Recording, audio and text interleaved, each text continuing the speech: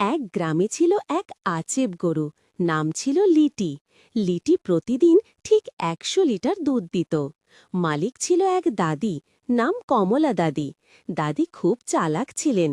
তিনি দুধ দিয়ে বানাতেন সুস্বাদু ফলের জুস। দুধ আর আম, কলা, পেয়ারা মিশিয়ে বানাতেন কমলার ম্যাজিক জুস। গ্রামের সবাই লাইন দিয়ে কিনত। একদিন শহর থেকে এক লোক এসে জুস খেয়ে বলল, এটা তো স্বর্গের পানীয়া। তারপর দাদির জুসের খবর ছড়িয়ে পড়ল দেশে বিদেশে। এক গ্রামে ছিল এক আচেব গরু। নাম ছিল লিটি।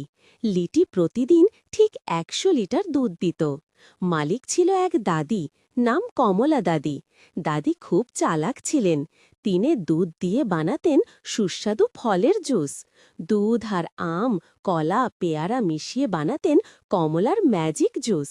গ্রামের সবাই লাইন দিয়ে কিনত।